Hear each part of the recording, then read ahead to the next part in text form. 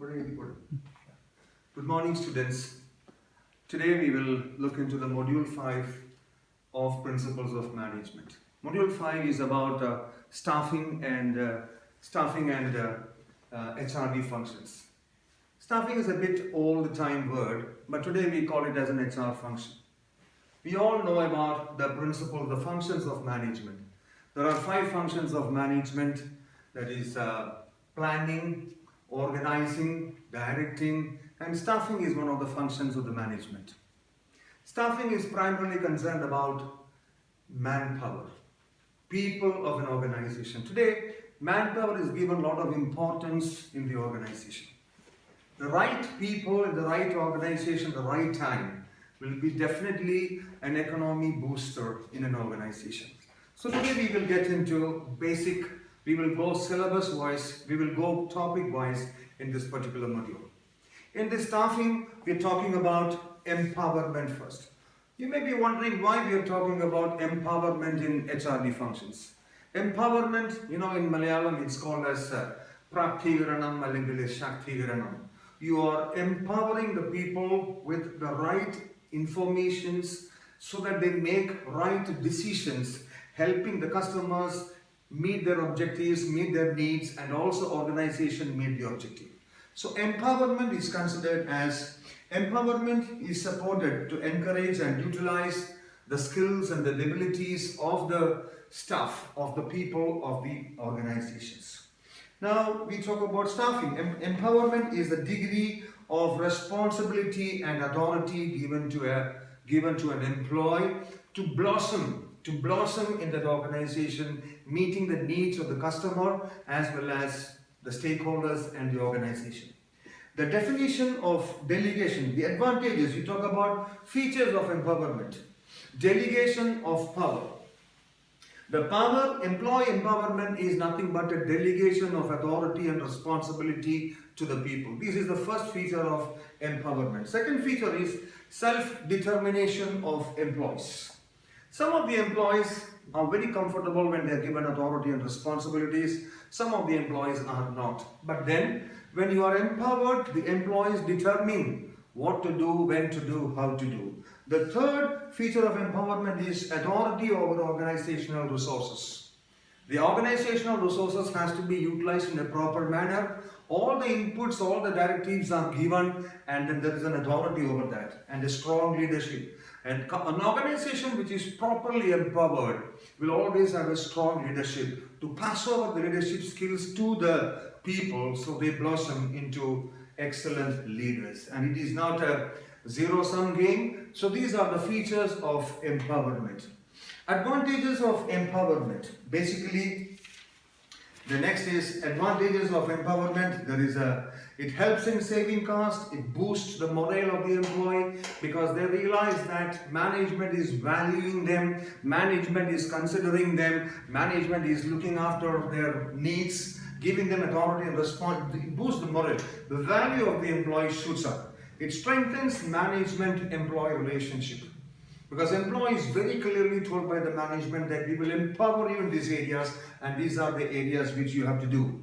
It provides accountability to the employee. The next topic in our module 5 is delegation.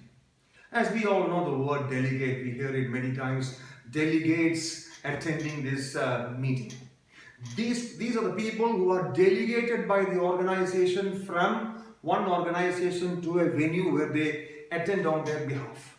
What we have to do, what we have to study in our day-to-day is delegation. It's a process where it is a process where the passing on to others a share in the 4 elements of management processes. Delegation is nothing but an authority and responsibility handed over to the concerned persons. There are different types of delegation. Let us look at the different types of delegation. We will touch upon these different types of delegation one by one. One is the specific delegation and there is a general delegation. In an organization, there are some activities which are specifically delegated, only that particular activity, whereas general delegation is, it is understood that these are the activities which is delegated by the top to the bottom. Next is unwritten or written delegation. Written delegation is nothing but a specific delegation given in a written format. Unwritten is also a general delegation. Next is informal and formal delegation. Some of the companies, they work in a very informal manner. There the delegation is called as informal delegation, and the formal leadership always works on a formal delegation. The most important three types of delegation is upward delegation, downward delegation, and sideward delegation. Upward delegation is when an employee is unable to do the job, he will take the help of his senior or her senior. Downward delegation is he will hand over the job to somebody junior to him or her. And sideward delegation is handing over the job or delegating the job to his colleagues or to the peers. So these are different types of delegations we have gone through. Now we come to the process of delegation. One is when you delegate. Remember one thing, delegation is not just writing on a piece of paper, you have to do it and the boss forgets about it. That is not delegation. Delegation is understanding the expected results expected from that employee, and the superior will pass on this authority and a responsibility to the employee to fulfill their job. So determining expected results. If I delegate this to this person, what will be the result which we can get from that person? That is the first process. Two is assigning duties. To whom, what sort of responsibilities have to be given to be really understood by the superiors. Authorization for action. Once duties are assigned, the employees, the seniors, the superiors have to authorize the employee for fulfilling that particular job and then creating obligations. The employee should feel that this is my duty to fulfill the delegated responsibility upon me, upon my job profile. So these are the four processes of delegation. One is determining expected results, assigning duties, authorization for action, and creating obligations. Now, barriers to effective delegation. Please remember this had come in the previous examinations 2 years or 3 years back. Barriers of effective delegation. There are two barriers of effective delegation. One barrier is because on the part of the superior, and the second barrier is on the part of the subordinate. Remember, on the part of the superior, what is the barrier? One, lack of confidence in subordinate. Superior is not at all confident about the subordinate fulfilling the job. That is one of the barriers. Number two is love for authority. Love for authority is nothing but the superior he loves the power. He loves to do things by himself. Love for authority, then proper delegation will never happen. And three is feeling of perfectionism. The superior always believes that he or she, when she does, it becomes perfect, otherwise not. On the part of subordinates, dependency on the superior, number one. Some of the subordinates will always depend on the superior for fulfilling the responsibilities entrusted to him. That can become a barrier in a delegation. The fear of criticism. Some of the subordinates, they do not take up this responsibility for the fear of criticism. In case they do something wrong, they will be held responsible. The fear of criticism is a barrier for delegation, and lack of self-confidence. Some of the subordinates lack self-confidence, and hence that could be another barrier for this delegation. The next topic, what we have to do is about centralization, decentralization, and re-centralization of authority. Many times every year this question comes as a 2-mark question or a 5 marks question. What is centralization? What is decentralization? What is re-centralization? As we all know, centralization is controlling all the power of an organization at the head office level or at the top level. Decentralization is nothing but delegating the power to the branch level or to the front end or the grassroots level. Re-centralization is nothing but once you have decentralized and you realize that there are some problems with decentralization, you're losing control of many things, and then you take back, and that is called re-centralization. Now let us look at some advantages and disadvantages of centralization. Advantages of centralization is that there is a common vision. The leadership at the head office, leadership at the top, they have a common vision, and this vision can be driven down the organization beautifully. Number two, minimize conflicts. Many times decisions when we take longer time with lot of people, there could be lot of conflicts, but a centralized decision which is taken by the head office, there is no room for conflicts. And three, is in control of operations. Since the decision taken is very clearly taken, it is easier to control the operations on a day-to-day basis. Disadvantages of centralization is that people at the grassroots levels, or the people at the branch level, or people in the field, they don't have nothing to do with their thinking. The creativity becomes zero because they have to just follow the directive from the top. Lack of creativity, inflexibility. The centralized decisions are very rigid. You cannot change it. For you to change it, you have to go back to the head office. So most of the time, it is inflexible. And the third disadvantage is misinterpretation of orders. Communication, miscommunication can happen. A decision is taken at the top about centralized and it is given down to the branch level. And if that is misinterpreted, the whole organization is taken on a different plane altogether. Now let us look at the merits and demerits of advantages and disadvantages of decentralization. Decentralization may be defined as a conscious and systematic diffusion of power to the lower levels of management hierarchy for taking necessary decisions. Advantages of decentralization. If there is a proper decentralization process, there is a reduced workload at the top level. We are all familiar in Kerala. There is a beautiful decentralization which has happened at the government level. Adhigara Vikendrikaranam. Government തലത്തിൽ secretariat തലത്തിൽ പിന്നെ മന്ത്രിമാര് secretariat എന്ന് പറയേണ്ട അങ്ങനെയുള്ള municipality corporation panchayat block ward ഇങ്ങനെയുള്ള തലങ്ങളിലേക്ക് അധികാര വികേന്ദ്രീകരണം ഏറ്റവും നല്ല രീതിയിൽ നടന്നിരിക്കുന്ന സംസ്ഥാനമാണ് Keralam. Reduced workload at the top management. See, in a decentralized environment, the top management has to be fully conscious, fully involved into day-to-day activities. Whereas in a decentralized environment, the work is properly delegated, systematically delegated with a review which happens every time. So the top management can focus on future planning, etc. So there is a reduced workload of top management. Quick decision making.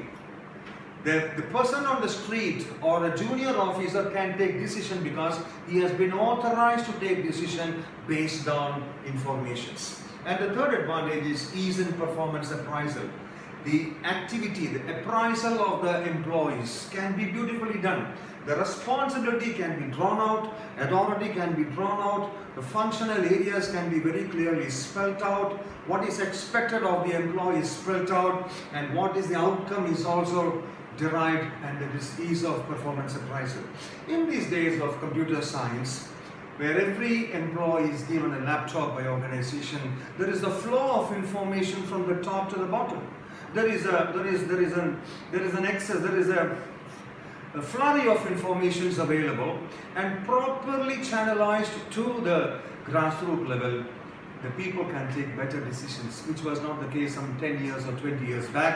They always had to get back to the top management for decisions, but it's not like that now because of all relevant information is given at the base level so that they take good decisions. These are the advantages of decentralization. Now, disadvantages of decentralization is nothing but not appropriate for small organizations. Supposing your organization is an organization of 10 or 25 people, a lot of decentralization will not help you much there because it is not needed.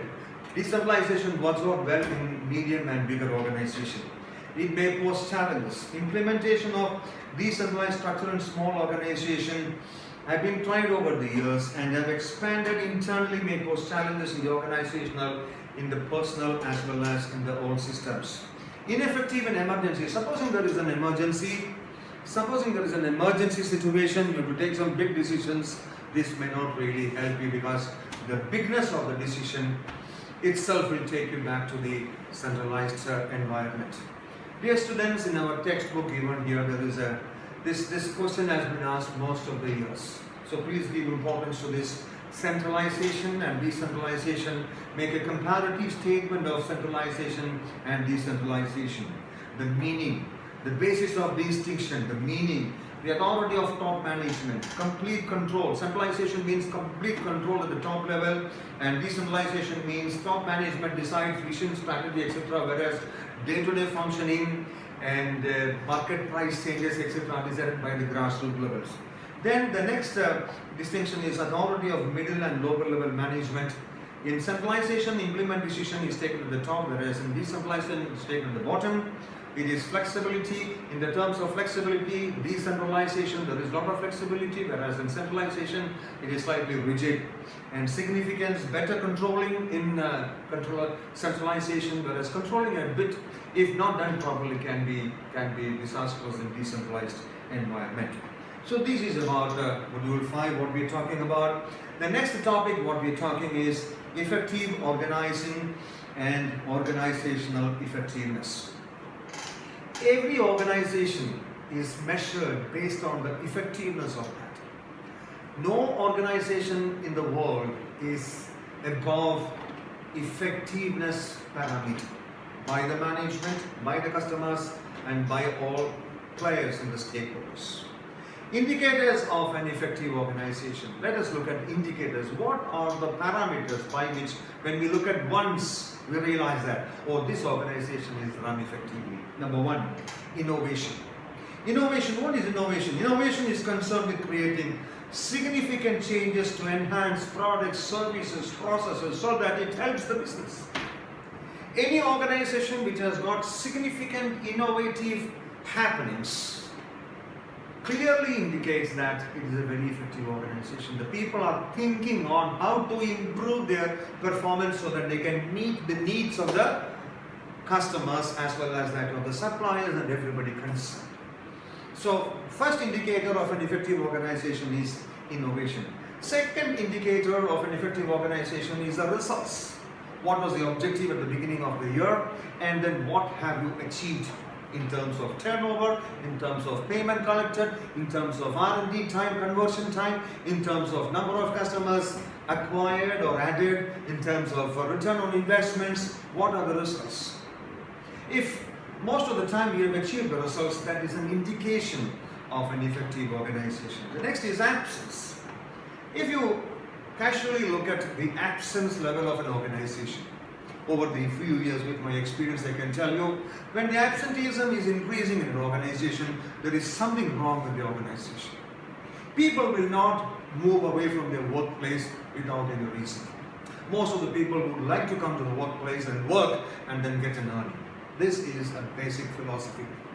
When you find people moving away from the job for no specific reason, that is an indication of some other problem within the organization, and that points towards this effectiveness of the organization.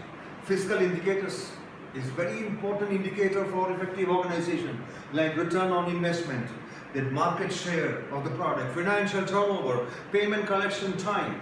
These fiscal indicators prove the effectiveness of an organization. Perception of corporate performance, the image the customers or the people have about the company, about the corporate performance, is also an indicator of effective organization. Measuring this organizational effectiveness, there are external systems approach and internal systems approach. External systems approach, they measure by how good you are in controlling this organization. External environment can also be indicated by its capability to use external, like return on investments, profitability, how good you are able to control that.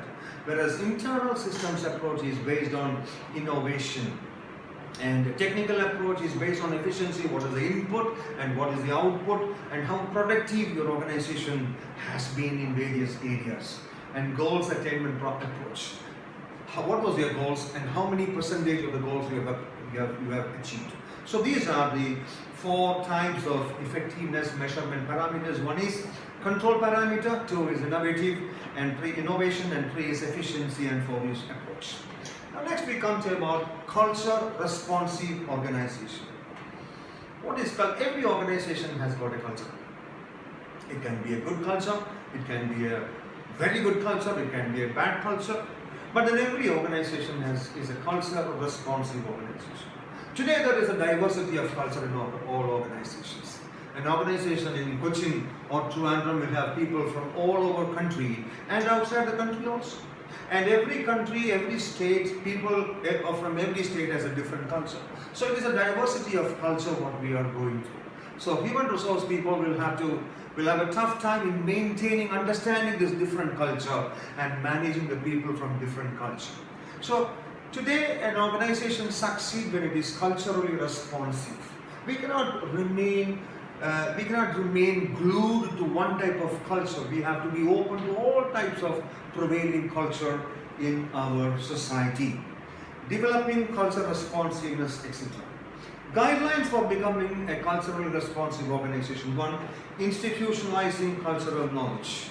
Adapting to diversity. This is what I explained before. Adapting to diversity. People from, there's more than 3,000 or 4,000 Americans working in Pune and Bombay in software industry. So we need to understand the culture of those people. Supposing they are the key people in the organizations. Adapting to diversity.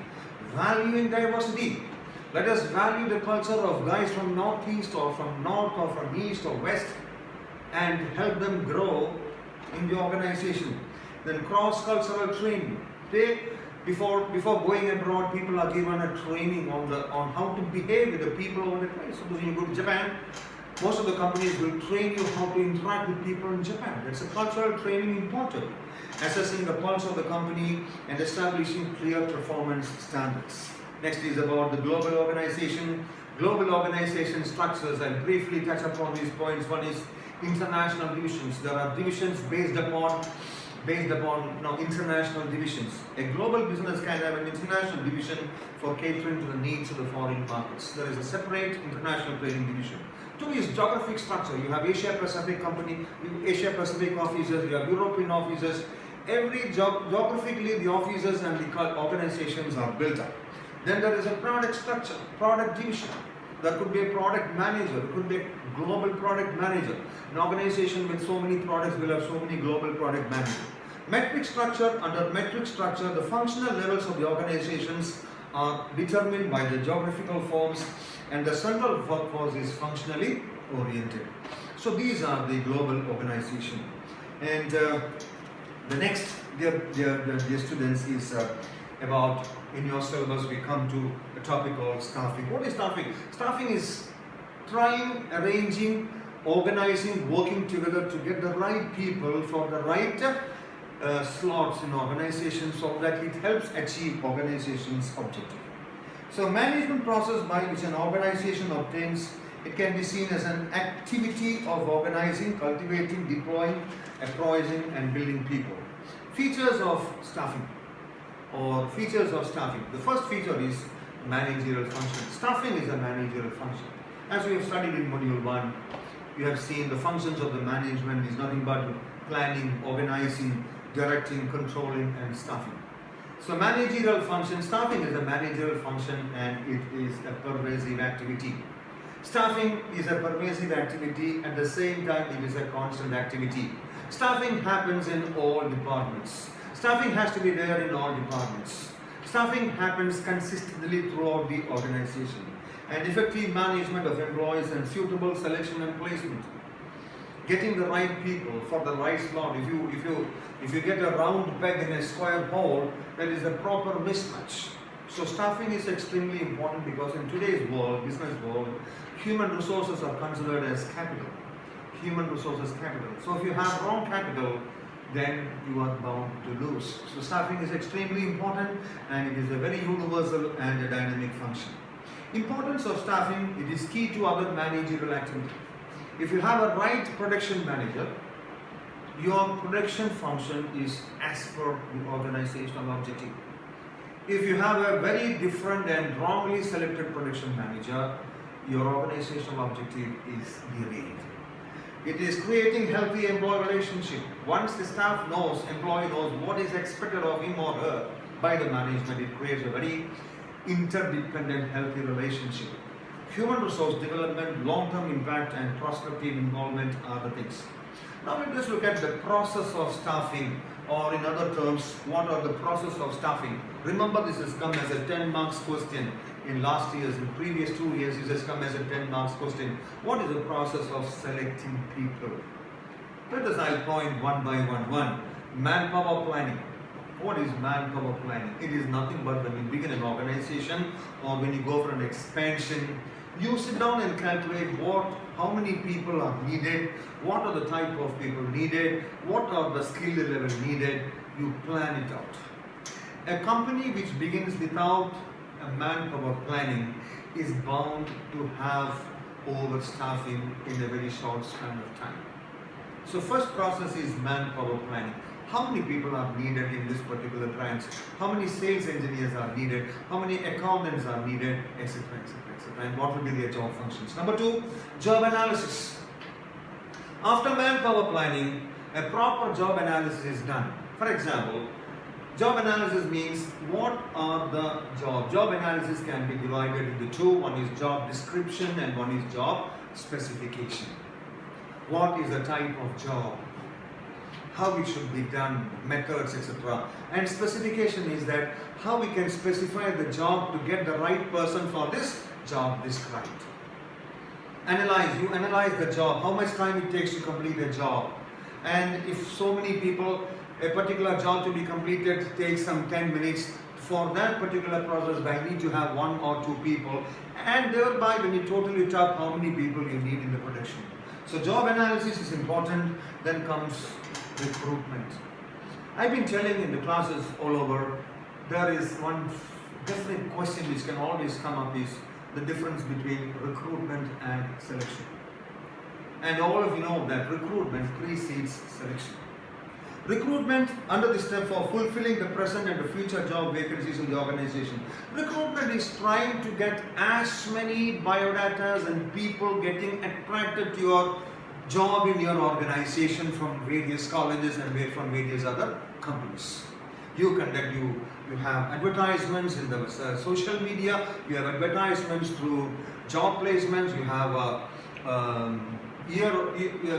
word of mouth advertisement, you pick people from other places. This is called, this is the way you can get. You have to conduct, you send across interview letters to various places. They must get attracted to your organizations. You try to get the best talent. Suppose you have a vacancy of 5, you try to get some 200 or 300 people from all over the place and bring them for interview for the right thing.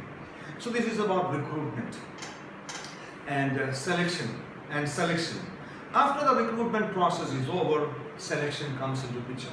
Out of the 200 or 300 candidates who have come, you make them go through various selection procedures and choose and select the number of people you need. And placement. Those selected candidates are placed in the places and slots where you really need them.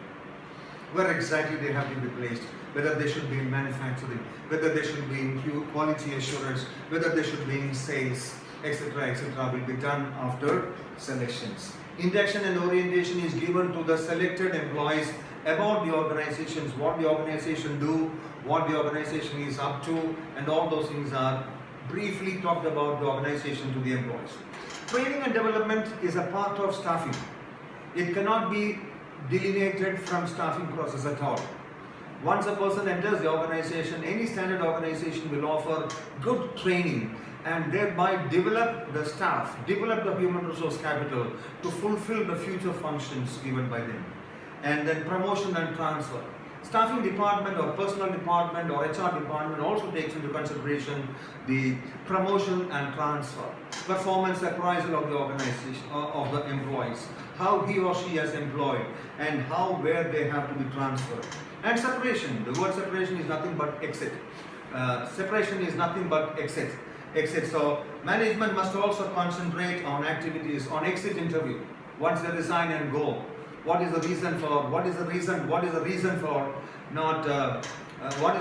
leaving the organization, etc. So that's called separation. There are a lot of exit interviews these days happening to find out what exactly is the reason for them leaving, so that the HR people, the staffing people can give inputs to the organization and the organization can make remedial measures. So, എത്ര minute